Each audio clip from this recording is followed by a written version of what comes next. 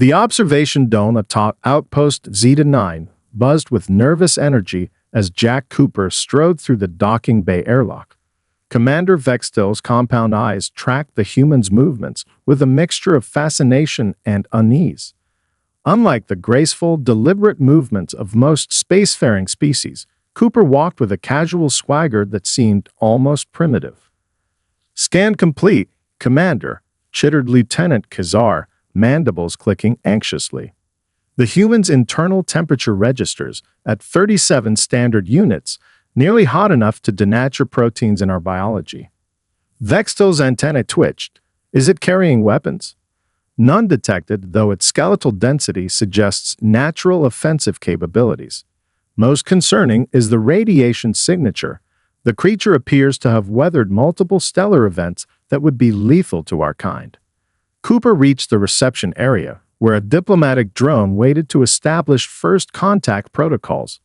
To the Zrixian's surprise, Cooper simply extended a 5-fingered appendage toward the drone and spoke in clear, accented Galactic standard. "Jack Cooper, independent trader out of New Terra Colony. Sorry about the unannounced arrival. My nav system misinterpreted your beacon frequencies." His mouth curved upward, displaying blunt, omnivorous teeth. "Any chance you folks might be interested in genuine Earth coffee? It's becoming quite the luxury item in this sector." Vextil signaled for the diplomatic feed to be patched through to the observation deck. "Greetings, Human Cooper. I am Commander Vextil of the Zrixian Cooperative. Your presence in restricted space requires explanation beyond navigation error." Cooper nodded, seemingly unperturbed by the veiled accusation. "Fair enough. My ship's running an experimental Alcubierre drive modification. The gravitational sensors misinterpreted your system's unusual binary configuration as a navigation corridor." He produced a small device projecting technical schematics into the air between them. "Cetus variance pattern, classic case of algorithmic overcorrection." Science Officer Tulura moved closer to the screen, mandibles parting in surprise. "Commander, these drive specifications exceed known human technological capabilities by at least 7 standard cycles." Cooper chuckled, a sound that sent uncomfortable vibrations through the Zrixian's sensitive auditory membranes. "Let's just say I have friends in innovative places. Now about those repairs, I'm happy to submit to your security protocols and trade inspections. My cargo includes pharmaceuticals, Earth cultural artifacts, and some terraforming microorganisms that I think your agricultural division might find valuable." Vextil considered the options. Protocol demanded immediate quarantine and thorough investigation of any unauthorized vessel. Yet the potential intelligence value of allowing this human limited access to the station outweighed standard procedure. "Security team to Docking Bay 3, Vextil ordered quietly. Prepare guest quarters in the Xenobiology sector and alert all section chiefs to Observation Protocol 7. We have much to learn about our visitor." As Cooper was escorted toward the interior airlock, he glanced up directly at the hidden observation dome and winked, a distinctly human gesture that sent a chill through Vextil's exoskeleton. Somehow, impossibly, the human knew he was being watched. The grand reception chamber glittered with bioluminescent decorations, a traditional Zrixian welcome reserved for dignitaries and potential trade partners. Cooper stood near the refreshment synthesizer, sampling various protein structures deemed safe for human consumption by the station's xenobiologists. Security Chief Kizar watched from across the chamber, 3 of his compound eyes focused on Cooper while the 4th monitored his targeting interface. "Target acquired," Kizar subvocalized through his neural implant. "Delivery system primed with Toxin Class 9 Beta, awaiting final authorization." Commander Vextil's voice resonated through the secure channel. "Proceed with the assessment. Remember, we need the human functional for questioning afterward. Minimal tissue damage." Kazar adjusted the launcher concealed within his ceremonial armor. The paralytic agent had been specifically calibrated after preliminary scans of human physiology, a neurotoxin that targeted sodium channels and should render Cooper immobile but conscious within seconds of administration. Science Officer T. Lara approached Cooper, mandibles arranged in the Zrixian approximation of a welcoming gesture. "Are our synthesized proteins satisfactory, Trader Cooper? We've attempted to replicate the molecular structure of your Earth bovine products." Cooper smiled, taking another bite of the protein cube. "Not bad at all. Reminds me of synthesized cheese from the Proxima colonies, though with an interesting mineral undertone. Your nutrition engineers did their homework." As T. Lara engaged Cooper in conversation about human dietary requirements, Kizar received the final authorization signal. The security chief activated the silent delivery system with a neural command. A microscopic dart, virtually invisible to the naked eye, shot across the chamber and embedded itself in Cooper's neck just below the jawline. Kizar waited for the human to collapse. 3 seconds passed. 5. 10. Cooper's hand moved to his neck, his expression shifting from engagement to mild surprise. He plucked the nearly invisible dart from his skin, examining it with curious eyes before looking directly toward Kizar's position.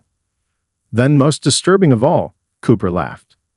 "Well now," he said, holding up the tiny dart between 2 fingers, "that's quite the welcome gesture. I've been greeted with drinks, songs, even ritual combat, but this is certainly a first." His voice carried clearly across the now silent chamber as every Zrixian froze in disbelief. Talara's antennae twitched rapidly in alarm. "I don't understand. You should be. That is, are you feeling unusual sensations, Trader Cooper?" Cooper rotated his shoulder and tilted his head side to side. Bit of tingling, slight numbness. Nothing serious. He placed the dart carefully on a nearby serving tray. "I should mention that I spent 3 years mining heavy metals on Titan. Standard procedure includes weekly antitoxin treatments and neural hardening. Makes us resistant to most synthetic paralytics." In the Security Control Center, Vextel stared at Cooper's biometric readings in disbelief. The toxin had entered the human's bloodstream. Sensors confirmed it, yet his neurological functions showed only minimal disruption.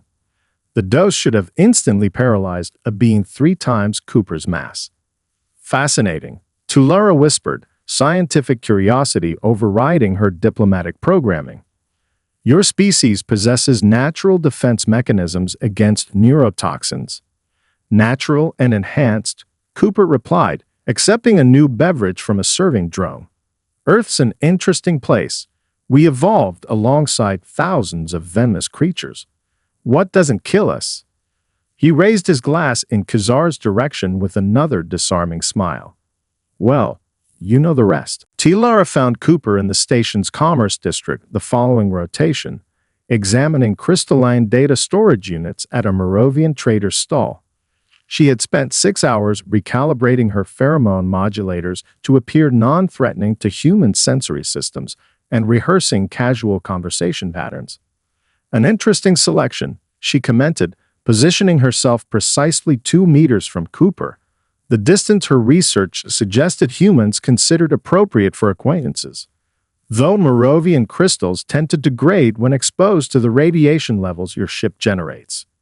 Cooper turned, recognition lighting his features. "Science Officer T. Lara, right? Good memory for crystalline degradation patterns. Most people just buy whatever's cheapest." "I'm not on official duty," she replied, mandibles relaxed in the Zrixian casual posture. "I often explore the commerce district during personal time. The exchange of goods and cultural artifacts provides valuable sociological insights." "Looking for sociological insights into humans by any chance?" Cooper's expression displayed the arrangement of facial muscles her research identified as knowing smile. Falera's middle limbs twitched involuntarily. "Is my interest that obvious?"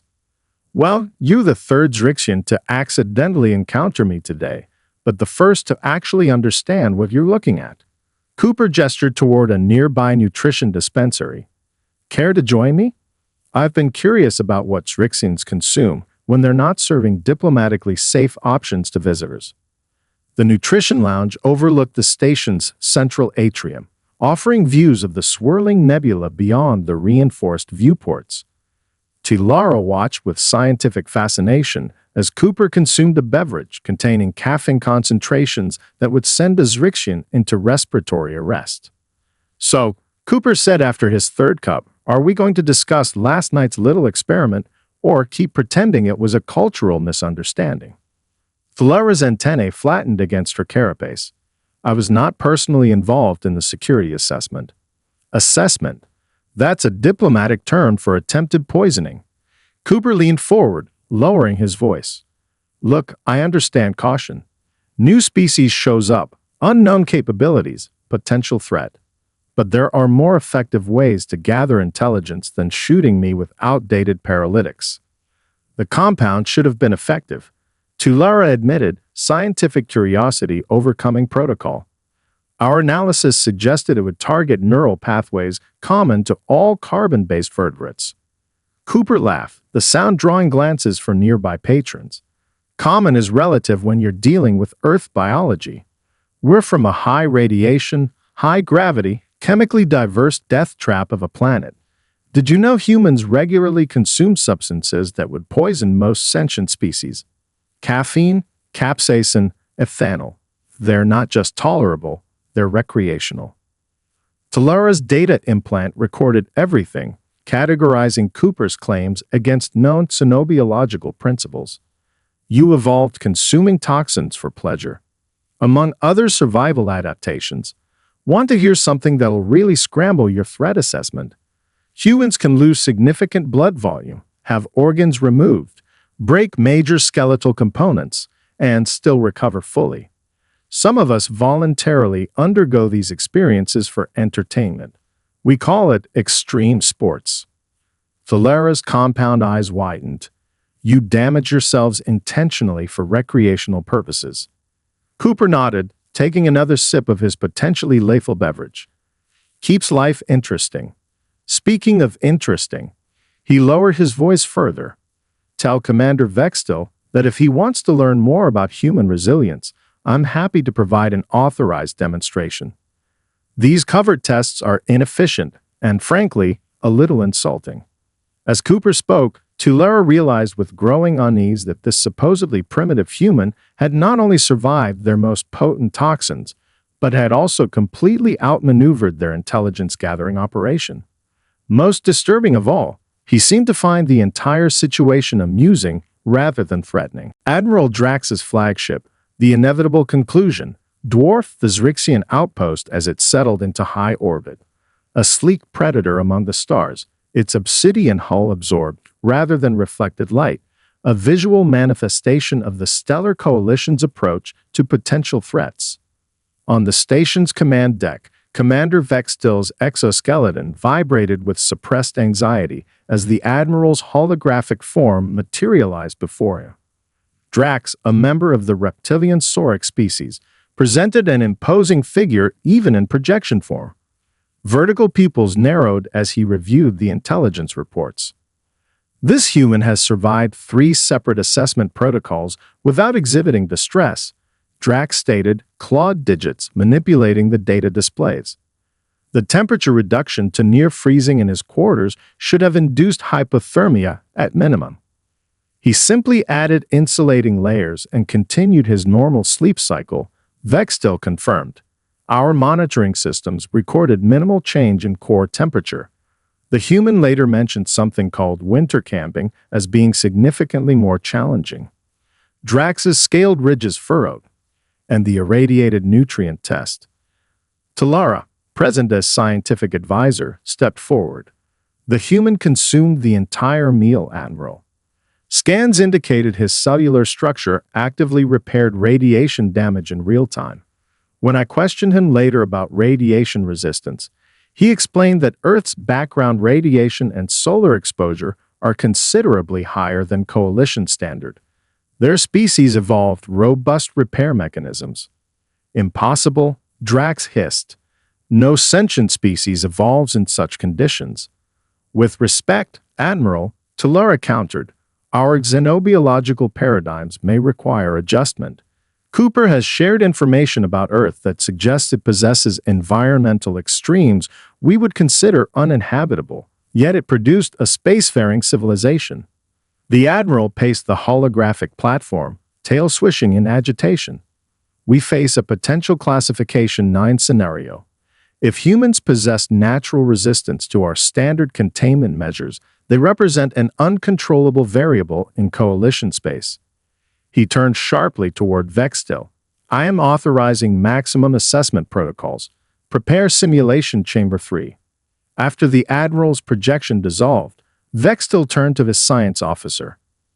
Falara, you've spent the most time studying the human. Your assessment. Falara's antennae moved in the pattern indicating scientific uncertainty. Cooper appears genuinely amused by our tests rather than threatened. I believe he's allowing them to continue out of curiosity. Allowing? Security Chief Kazar interjected. The subject has no awareness off. He knows everything, Tulara interrupted. He identified our surveillance devices within hours of arrival. He referenced details from private communications. The human is playing along for reasons I cannot determine. In his guest quarters, Cooper finished his improvised workout, a series of exercises adapted to the station's lower gravity. His communication device chimed with an incoming station alert. Attention valued visitor. Station maintenance requires temporary evacuation of residential level 6. Please report to simulation chamber 3 for alternative accommodation arrangements. Cooper smiled as he toweled off perspiration. The message contained 14 linguistic markers inconsistent with previous station communications. Whatever they had planned next, it promised to be more interesting than temperature manipulation or tainted food. He packed a small emergency kit into his pockets, a habit from years of interstellar travel in uncertain territories. As he stepped into the corridor, environmental sensors registered a slight increase in his heart rate, not from fear, but anticipation. Simulation Chamber 3 hummed with activity as Cooper entered. Designed to recreate various planetary environments for training purposes, the massive hexagonal room now displayed what appeared to be an Earth-like woodland setting. Admiral Drax stood in the center, flanked by security personnel. Mr. Cooper, Drax greeted, scaled head inclining slightly. Thank you for accommodating our request during this maintenance cycle. Cooper surveyed the room, noting the concealed sensor arrays and emergency containment protocols. Impressive setup you have here. Though I notice your treaties have the bark patterns wrong. Earth conifers don't have quite that texture. Drax's vertical pupils narrowed. You have a discerning eye. This simulation was constructed from limited reference material. Happy to provide better references after we finish whatever test you've arranged, Cooper replied casually. I assume this isn't standard guest accommodation. Before Drax could respond, Cooper's maintenance drone buzzed urgently outside the chamber doors. Cooper had programmed the small robot to monitor his ship during his stay on the station. Its presence here violated at least 3 station protocols. Cooper tapped his wrist communicator. Status report, Pixel. The drone projected a holographic display showing Zrixian security personnel tampering with his ship's engines. One officer attached what was clearly an explosive device to the antimatter containment housing. A heavy silence fell across the simulation chamber. Well, Cooper said finally, this has escalated rather dramatically. His typical humor had vanished, replaced with something cooler and more focused. He addressed the room's central computer system directly. Station I, please broadcast the following message on all command frequencies. If you wanted to know what humans can survive, you could have just asked. The station AI complied immediately, bypassing standard authorization protocols. Drax hissed in surprise, reptilian features contorting. You've accessed our systems. No, Cooper replied. Your systems recognize my voice pattern as having command authority approximately 6 hours after my arrival. Interesting oversight. Solara, who had been monitoring from an observation booth, entered the chamber. The human's biometric signatures were added to command recognition after the first assessment. Security Protocol Omega-7 requires monitoring all possible adaptive biological responses, including potential psionic capabilities. Cooper shook his head. Not psionic. Just prepared. Your station uses a modified Halcyon operating system with standard coalition security architecture. I delivered security patches for that exact system to 3 outposts in the Rigel sector last month. He turned to face Admiral Drax directly. Now about those explosives on my ship. I'm going to need those removed immediately. Then I suggest we have an actual conversation about human capabilities rather than this elaborate testing program that's yielding incomplete data and creating unnecessary risk.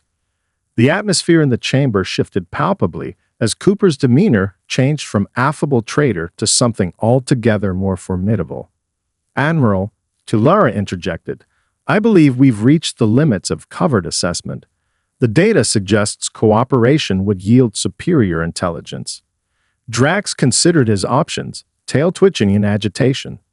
The human had discovered their most aggressive test, accessed command systems without triggering alarms, and remained composed despite clear provocation. Most concerning of all, Cooper now watched him with patient expectation rather than fear or anger. Very well, Drax conceded. Security, remove all testing devices from the human's vessel. Mr. Cooper, I formally request a demonstration of human capabilities with your explicit cooperation. Cooper's expression softened back into his characteristic smile. I thought you'd never ask. Shall we begin with why humans find assassination attempts so amusing? Cooper's cargo hold transformed into an impromptu exhibition space, with station personnel from various departments gathered in a semicircle. The human moved with practiced efficiency, setting up display terminals and arranging physical artifacts from his collection. Before we begin, Cooper announced, I've adjusted environmental controls to Earth standard. The gravity increased noticeably, causing several Zrixians to shift their stance for better balance. This is approximately 30% heavier than station standard, the gravity humans evolved with. Admiral Drax tested his weight against the increased pull. You function in this constantly. Our muscles and skeletal structure developed under these conditions, Cooper explained. Many human colonies actually increase gravity in living quarters to prevent bone density loss. What you're feeling now is considered comfortable for my species. Cooper activated a holographic display showing Earth's atmospheric composition. You'll notice significantly higher oxygen content than most habitable worlds, alongside trace elements your environmental systems classify as toxins. He produced a small metal container. This brings me to human consumption habits. Tulara leaned forward, recording equipment ready. The substances you mentioned previously. Exactly. Cooper opened the container, revealing dark brown beans. Coffee, containing caffeine, a neurostimulant that would trigger seizures in most coalition species. Humans consume it daily, often dozens of times, to improve mental alertness. Cooper prepared the beverage in a transparent brewer, allowing the observers to watch the process. The resulting liquid steamed in the cool air of the cargo bay. The average human consumes this at temperatures that would damage most species' oral tissues. Cooper continued, taking a deliberate sip of the scalding liquid.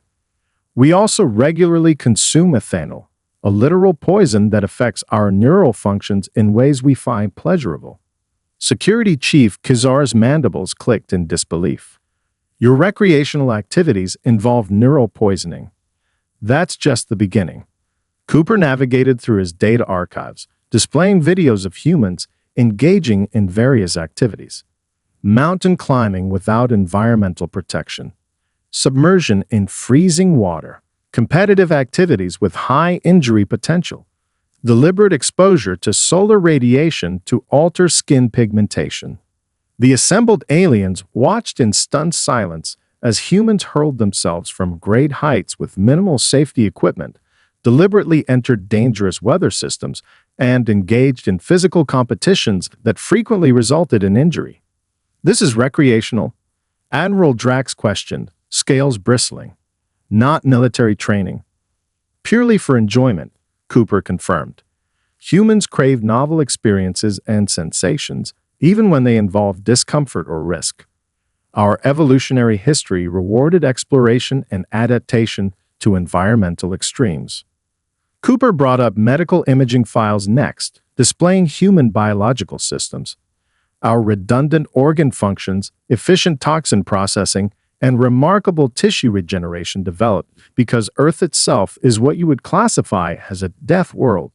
What looks like incredible resilience to you is simply the baseline adaptation required to survive where we evolved. Lara moved closer to examine the medical scans.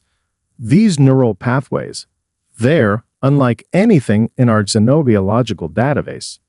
Pain processing, Cooper explained.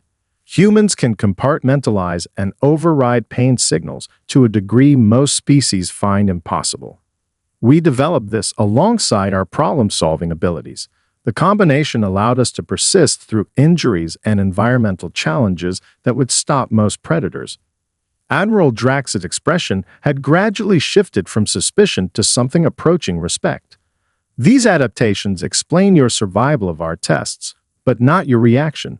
Most species would respond with fear or aggression. Cooper smiled, the expression now carrying new meaning for the observers. That's because you're missing the most important human adaptation of all, our psychological resilience. Humans use humor as a stress response. We laugh at danger, make jokes during crisis, and find amusement in the absurd. He gestured around the room, like being secretly tested by aliens who could have just asked nicely. The emergency alert shattered the improving atmosphere between Cooper and his hosts. Station lighting shifted to combat status as Commander Vextil received the incoming transmission. Caldoran Raider vessel detected at system edge. The tactical officer reported, mandibles tight with tension. Analysis confirmed signature matches the Blood Harvest, flagship of the notorious Caldoran pirate Vexcar. Admiral Drax's scales flushed with anger. They would dare attack a coalition outpost, scramble defense squadrons, and prepare. Belay that, Vextil interrupted, reviewing tactical data. Our combat vessels are on rotation to the central hub. Current defensive capability is limited to station measures only. Cooper moved to the tactical display, studying the approaching vessel. Caldorans, exoskeletal species specialized in rapid assault tactics, known for harvesting biological material from conquered territories. That about right? Tulura nodded, surprised by his knowledge. You've encountered them before. Let's just say they have a reputation that extends beyond coalition space. Cooper's eyes narrowed as he analyzed the tactical situation. Their approach vector suggests they're targeting your research quadrant, specifically the Xenobiology Containment Labs. Security Chief Kazar chittered in alarm. How could you possibly know their target? Because I've been monitoring your security frequencies since I arrived, Cooper replied matter-of-factly. You're housing Mavonian brain coral samples, highly valuable on the black market for their psychoactive properties. The Caldorans would consider that worth the risk of attacking a coalition outpost. Admiral Drax hissed with suspicion.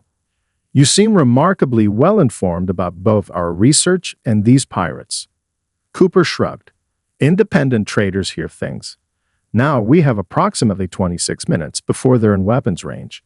Your static defenses won't hold against their phase cannons, but I might have something that could help. He accessed the station's communication system, transmitting coordinates to his ship. Remember those experimental modifications I mentioned? My vessel carries prototype defensive systems I was transporting to New Terra Colony. Not exactly standard trading inventory, but useful in situations like this. The tactical display updated as Cooper's ship moved into position near the station's most vulnerable quadrant. Cooper manipulated the controls, revealing concealed weapon systems that unfolded from what had appeared to be standard cargo hatches. Gravimetric disruptors, he explained.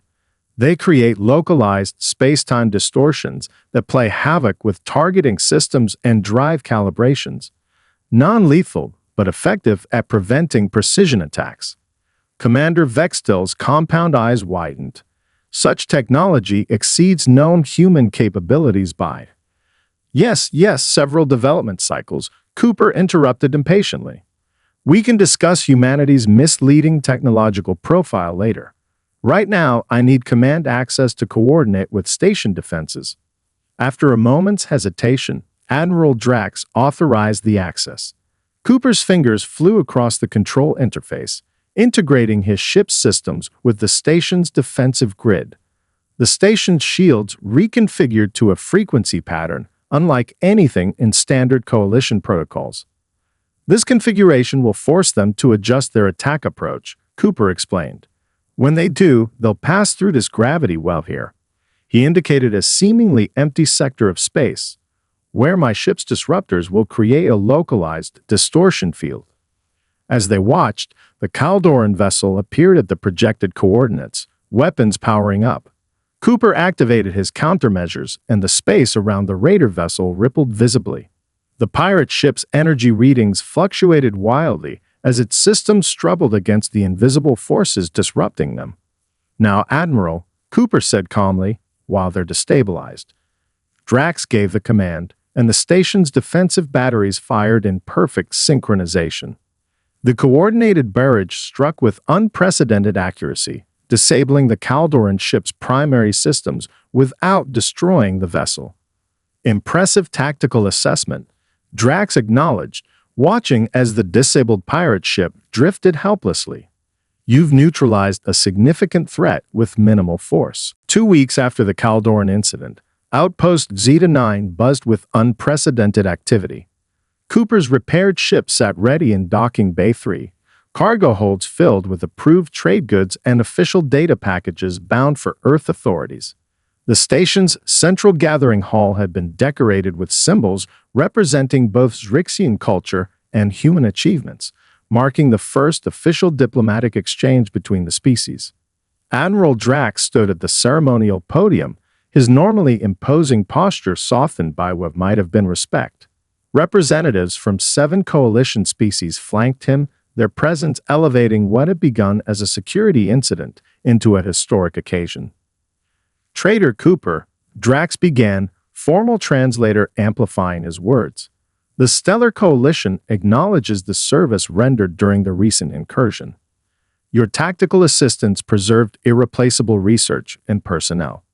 Cooper nodded, dressed in a formal Earth diplomatic uniform that had materialized mysteriously from his ship's storage, one of many surprises that suggested his independent trader status might be somewhat understated. Furthermore, Drax continued, "Your willingness to share information about human physiological and psychological adaptations has proven valuable to our xenobiological understanding. The Coalition hereby extends formal trade route authorization through Sectors 7 through 12, with provisional diplomatic recognition pending official Earth government communication." Talara stepped forward, carrying an ornately decorated case. "As science officer of this outpost, I present this token of new understanding between our species." Inside the case, mounted on crystalline display material, sat the original dart that had been fired at Cooper during that first perception. The implement had been transformed into an art piece, with precious metals and bioluminescent elements highlighting its form. Cooper accepted the case with a characteristic smile. "I'll treasure this reminder of our unusual first contact." He addressed the assembled dignitaries, his voice carrying easily through the hall. "Humans have a saying, first impressions can be deceiving. I think we've all learned something about hasty judgments and hidden capabilities." Commander Vextil's mandibles moved in the Zrixian expression of agreement. "Your suggestion of cultural exchange programs shows wisdom. The Coalition has much to learn from a species with such unique evolutionary perspectives." "And humans have much to learn from the Coalition," Cooper replied diplomatically. "Though perhaps we could agree that future biological assessments might be conducted with more transparency." A ripple of what translated as laughter moved through the assembled aliens. Admiral Drax extended his scaled hand in the human greeting gesture he had studied. "The Coalition proposes a formal military alliance." "If I may," Cooper interrupted gently, clasping the offered hand, Earth would prefer to begin with cultural and scientific exchange. Defense cooperation can develop naturally as we learn to understand each other better. As the formal ceremony concluded, Tulara accompanied Cooper on his final walk to the docking bay. Her scientific curiosity remained unsatisfied on several key points. "There's something I still don't understand," she admitted. "Your ship's defensive capabilities, your knowledge of coalition systems, your diplomatic training. These suggest you are more than a simple trader." Cooper's eyes crinkled with amusement. "Let's just say Earth has been aware of the coalition longer than you might expect. We thought a casual trading encounter would make for a less intimidating introduction than a full diplomatic mission. Even after we attempted to assess your biological vulnerabilities," Tulara asked. "Especially then," Cooper replied. "How a civilization treats unexpected visitors reveals more than any formal diplomatic exchange ever could. Your methods were concerning, but your ultimate willingness to learn and adapt was what we hoped to find." As his ship's engines began their pre-launch sequence, Cooper paused at the airlock. "This star trophy should probably come with a label," he suggested with a final laugh. "Lesson 1 in human relations. We come in peace, but we're really hard to kill. Something for the next xenobiologist to consider before they start shooting toxins at visitors." Tulara's antennae moved in amused acknowledgement as she watched humanity's first official representative depart, already drafting in her mind the new coalition guidelines for encountering resilient species, with particular emphasis on checking for a sense of humor before attempting any biological assessments.